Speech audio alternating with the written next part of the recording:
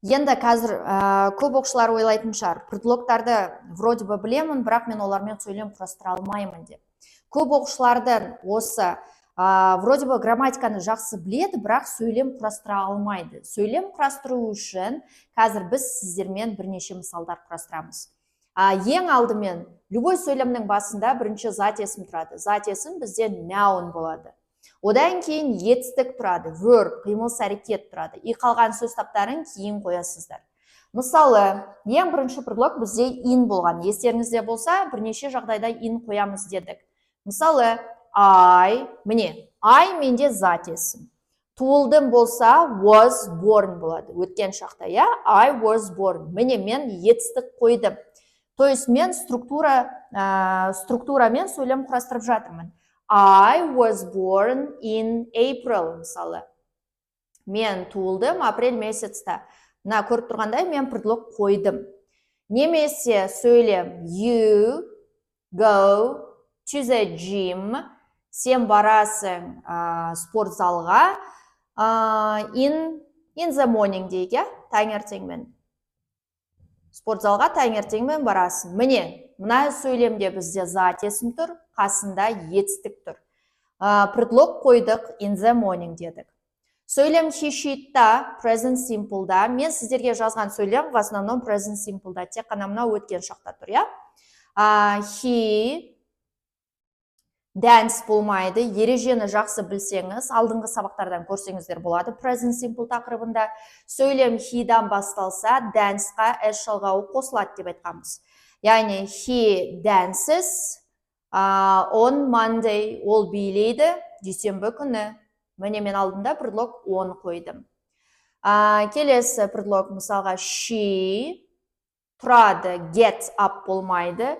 Также сөйлем she'дан басталғандықтан етістікке s қосасыздар күнделікті іс-әрекетте. She gets up at 6 o'clock.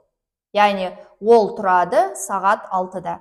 Көрдіңіздер ме, мен сіздерге present simple'да сөйлем құрастырып жатырмын, плюс еще предлог қосып жатырмыз. Келесі предлог after болады, не? Мысалға we барамыз, go home. Ешқашан home'ның алдында to қоймаймыз. Көп оқушылар осы жерге әкелетте to қосып жібереді. Ол қате. We go home after English. Біз барамыз үйге ағылшыннан кейін. Қайсы предлог қойдық? After деген сөзді қойдық, я? После деген сөз. Енді before. Мысалы, they жуады, wash their hands, қолдарын жуады. Before dinner, неге дейін? Кешкі асқа дейін. Сөйлемді тексерейік. Міне, they ол бізде зат есім болды, мен айтқан. Wash жуады, ол бізде етістік болды. Before предлог қойдым, я? Кешкі асқа дейін қолдарын жуады дедік. Келесі предлог ол бізде for болды. Мысалы, my son үйренеді, learn.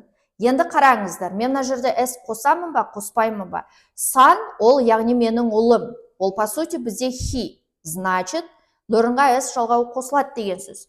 My son learns English. Менің ұлым ағылшын үйренеді for 2 years. 2 жылдай. Міне, қаншалықты ұзақ екенін көрсететін предлог ол бізде for деп айтқанбыз. Ал енді келесі предлог since-қа сөйлем құрайық, я? Мысалы, I, не десек? Watch TV since evening. Мен көремін. Негізі көріп жатырмын деп те айтса да дұрыс, бірақ сіздерге түсінікті болу үшін мен тек present simple шағын алдым. Мен көремін телевизор since evening, кештен бастап.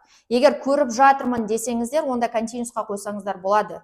I am watching. Немесе ағылшын тілінде present perfect continuous деген шақ бар, но біз оған пока сөйлем құрамаймыз, себебі біз оны әлі өтпедік сіздермен. I am watching TV. Мен телевизор көріп жатырмын since evening. Кештен бастап десеңіздер де болады. Мынау мен жазған сөйлем, ол present continuous-та тұр. Біз келесі сабақтарда осыны қарастырамыз.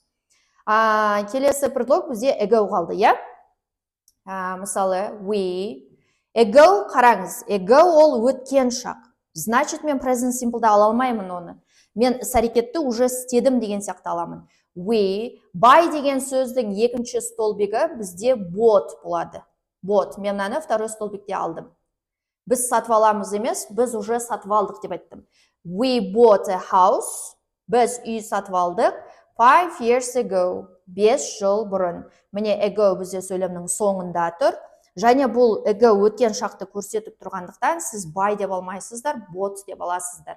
Міне примерно осылай біз сабақтарда оқушылармен сөйлем құрастыруды үйренеміз, ал бұл сізге тегін сабақ.